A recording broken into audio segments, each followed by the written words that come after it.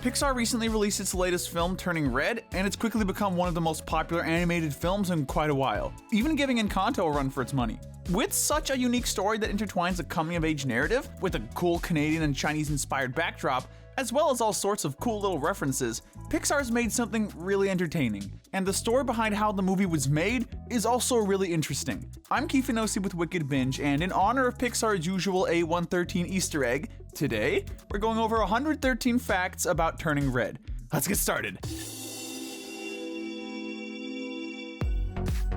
Number 1. Turning Red was written and directed by Domee Shi, which makes it the second Pixar movie directed by a woman, after Brave. Number 2. It was also her very first directorial debut of a feature animated film. That said, she did direct the Pixar short Bao in 2018, which she also wrote. Number 3. Turning Red was also the first Pixar movie that was led by a woman team. Number 4. Many of Domee Shi's colleagues first heard of her when they watched one of her 10-second animations of a hamster dancing to K-pop songs. Number 5. She has worked on other Pixar movies as well. She's credited as a storyboard artist on Toy Story 4, The Good Dinosaur, The Incredibles 2, and Inside Out. Number 6. This is actually the 5th Pixar movie to feature a female protagonist, alongside Brave, Inside Out, Finding Dory, and The Incredibles 2.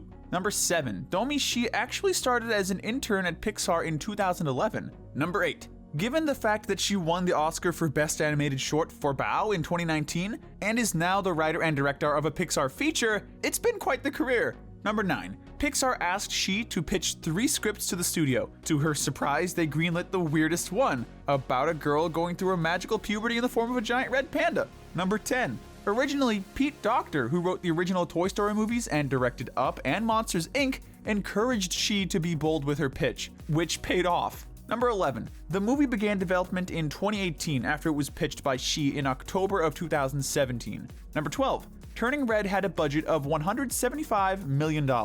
Number 13. When Turning Red was described at D23 in 2021, it was presented as The Hulk, but cuter. Number 14. The film was made over the course of 4 years. Half of said time, the crew worked from home due to the pandemic. Number 15. She chose Toronto as the film's backdrop because it's her hometown where she grew up. Number 16. She's also talked about internationally stumping her cast and fellow filmmakers with Canadian lingo in the script, like loonies and toonies, Canadian coins, and a toque, a small beanie hat. Number 17. She also based the character May and her relationship with her mother on her own childhood and relationship with her mom, who she says she's very close to. Number 18. She also based the character Abby off of one of her real-life friends. Number 19. The character Priya is subtly alluded to being bisexual when she dances with another girl at the party. Number 20.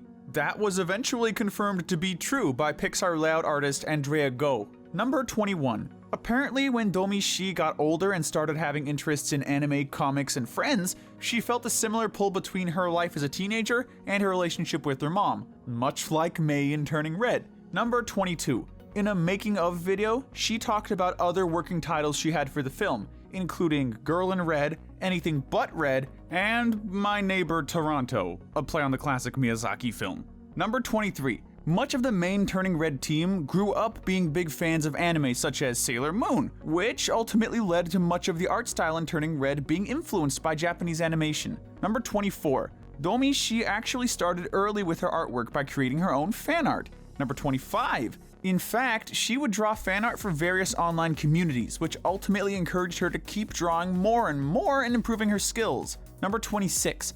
Another influence for the movie, according to Shi, was Scott Pilgrim vs. the World, as she always loved the comic book stylizations. Number 27. She mentioned that she wasn't so much a fan of boy bands when she was a kid. Her fandom of choice was Harry Potter, and that book series was the glue that held her friend group together. Number 28. In an interview, she said it was important to take boy bands very seriously in the film, since they're usually ridiculed and mocked in popular culture. Because through the eyes of a 13-year-old girl, boy bands are often what sparks the interest in boys and relationships. May I remind you what real men look like? Number 29. The reason Turning Red was set in 2002 was partly to avoid social media, which the director felt would be better for a coming-of-age story. Number 30. According to May's student tag, the movie takes place throughout April and May of 2002. Number 31. She said she chose to focus on a supportive group of friends without any kind of mean girl dynamic in the movie. We love you, May. You're our girl. Yeah, no matter what. Essentially, a group of friends you hope for your own children to have. Number 32. The theme of the whole movie is actually posted on a sign in the school hall. It says, "Dare to be different, dare to be you," which the filmmakers placed in to emphasize the movie's theme of not hiding who you truly are and embracing what makes you different. Number 33. This is actually the first time the fourth wall is broken in a Pixar film, as May actually talks to the audience directly in the movie's introduction. And ever since I turned 13, I've been doing my own thing. Number 34. The director's favorite scene to create was the one of May drawing under her bed. It was in the first version of the script. Number 35. She also mentioned that she definitely had her own secret, lusty sketchbook when she was a teenager as well. Number 36. She also mentioned that the scene where May's mother is awkwardly spying on her at school from outside the window behind the tree, well, that situation actually happened to her when she was a kid with her own mom. Embarrassing. Number 37. That said, Shy's relationship with her parents is great. They've even kept all her old art projects and sketches in a binder, and she even put together a table of contents for it. Number 38. Much of the movie's story was influenced by the childhoods of the creative team. The embarrassing moments and the small goals that seem to be the whole world, like going to see a concert. Number 39. VFX supervisor Danielle Feinberg created the Power Panda Poof weekly nomination during production, where every week the cast and crew would write kind things about their co-workers, which would be read aloud for everyone to hear. Number 40. She also established a coffee time so that the entire crew could keep in touch since working from home became the norm. Number 41. Feinberg was Pixar's VFX supervisor, which may have been a challenge given the fact that she became a mother for the first time during the project. Number 42. The colors in this movie have an artistic motivation. Specifically, production designer Rona Liu explains, after it was decided that May's color palette would be red, due to the theme of the movie, they made the choice to make her mother's color palette green, as the two colors are on the opposite sides of the color wheel and contrast the most with one another. Number 43. May's room is also seen as emerald green, to emphasize that she'd grown up in and was engulfed in her mother's world. Number 44. Some of Rona Liu's facial features were incorporated into May's design. Number 45. The fur of May's panda form was intentionally designed as clumpy and not perfectly groomed. The whiskers were uneven, likely to emphasize an abrupt shift to puberty not always being the prettiest thing. Number 46. On the topic of puberty, there was a handful of mom and parent groups that were opposed to the subject matter of the film being put into a Pixar movie, specifically the talk of periods. That said, the outcry was relatively small in the grand scheme of things. Number 47. A lunar eclipse happened one day after the events of the film's climax. However, it was not easily visible from the Toronto area. Number 48. Mei Lin's family nickname Mei Mei is actually Mandarin for little sister. Number 49. The moon incantation is performed in Cantonese. Number 50. The Turning Red team utilized a new technology called profile movers, which is technology that can detect smaller movements and take care of small articulation points in a character's body, so the artists could focus on the bigger picture. Number 51. When it came to showing food in the film, the director pointed out the importance of making it look oily and glossy in order to make it look delicious. Number 52. It's safe to say that Turning Red is an amalgamation of anime and the Pixar animation styles, as there are tons of stylization choices that are influenced by Japanese animation. Number 53. For example, the over-exaggerated eyes are present whenever the filmmakers want to emphasize an emotion. The big eyes when a character sees something cute, as well as the insert shots of embarrassment or fear. Number 54. On top of a lot of the team being fans of it, the directors talked about specifically taking influence from the 90s anime classic Sailor Moon, which can be seen in several shots throughout the movie. Number 55. The movie originally had a classic big bad villain, a Chinese gangster who wanted the temple in the story for himself. This was ultimately scrapped because it didn't fit into a story about a girl going through puberty. Number 56. Ming was designed with clothes that made her shoulders look big to emphasize her power, as well as very thin eyebrows like Chinese women's style in the 1960s.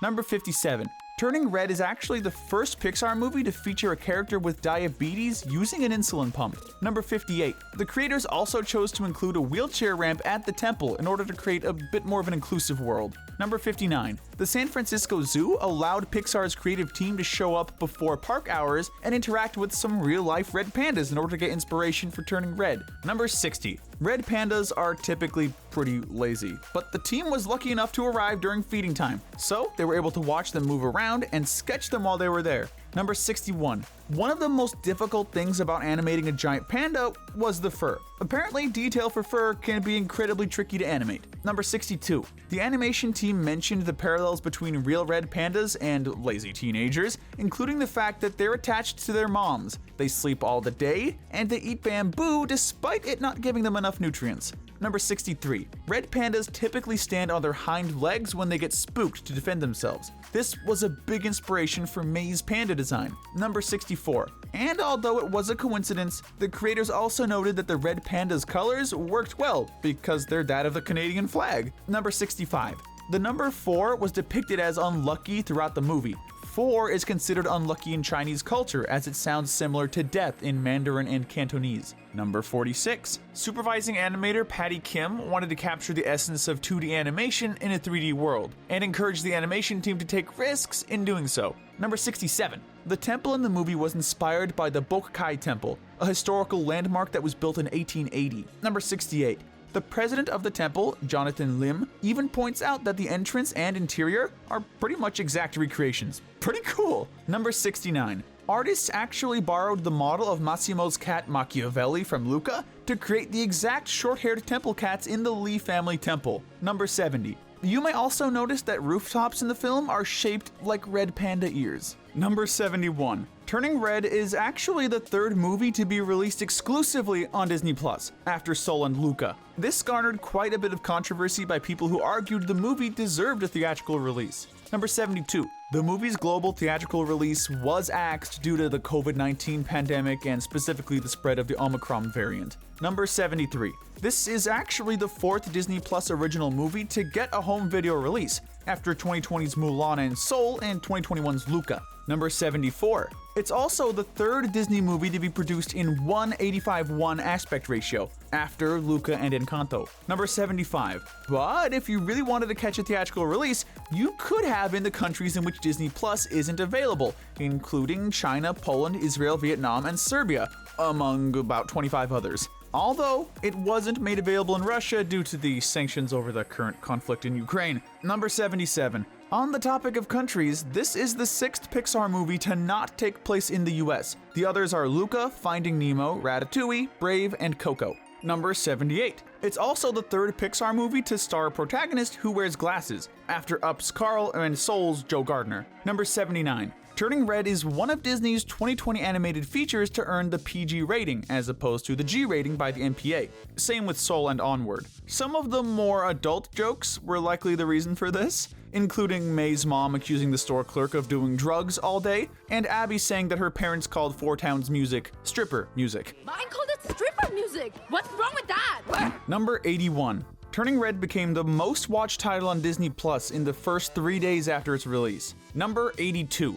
This is Sandra Oh's, who voices Ming, third animated feature voice role. The other two were Over the Moon, where she played Mrs. Zhang, and Raya and the Last Dragon, where she played Virana. Number 83. In the UK version of the film, the UK voice coach, Anne-Marie, has a cameo role as Lauren, one of May's schoolmates. Number 84. In the Latin American dub, Ming Li is voiced by Mexican TV actress Itatí Cantoral. Number 85. In the Japanese dub, May is voiced by actress and ballet dancer Momoka Satake. Number 86. Rosalie Chiang was actually never intended to be the final voice of May, but simply a temporary one for the sake of production. But they found her so irreplaceable that the team decided to keep her as the official voice of the lead. Number 87. Chiang said it was an interesting experience because she, like May, was coming of age while the production took place. Number 88. Chiang was originally hired partly because she was local to the area, in Fremont, which is only about 35 miles away from Pixar's headquarters. Number 89. Mr. Gao was played by James Hong. He also played Mr. Ping in the Kung Fu Panda franchise. Number 90. James Hong also voiced Chi Hu in the original 1998 Disney film Mulan. Number 91. May's grandmother was played by Wai Ching Ho, who you may recognize as Madame Gao in Daredevil, The Defenders, and Iron Fist. Number 92. This was the premiere project for actress Maitrey Ramikrishnam and actor Tristan Alaric Chen, who play Priya and Tyler respectively. Number 93. Pixar routinely features an Easter egg for their next movie in their films. In the film Luka, you can see an Italian record cover that says 4-Star Villaggi, a reference to the Four Town band. Number 94. You can also see a couple Buzz Lightyear stickers on Miriam's skateboard in Turning Red, teasing Pixar's upcoming Lightyear. Number 95. Some of the common Pixar Easter eggs can be found in Turning Red as well, including the Luxo ball in the pool at the party. Number 96.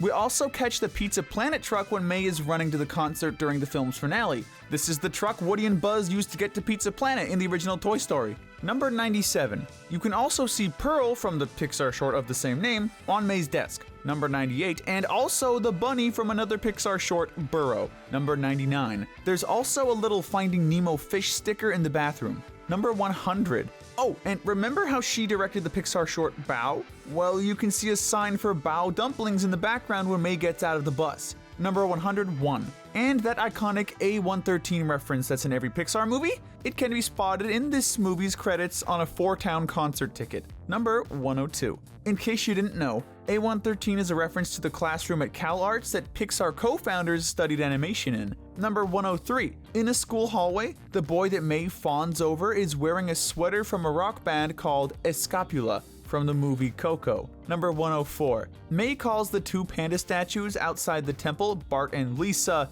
likely a nod to The Simpsons. Number 105. This is the 8th Pixar feature movie to have a human protagonist. That may sound like a lot, but the other 17 focus on non-humans. Number 106. Unfortunately, this is the third film that doesn't feature the voice of John Ratzenberger. He played a role in the first 22 Pixar features, but has been absent since Onward. Number 107.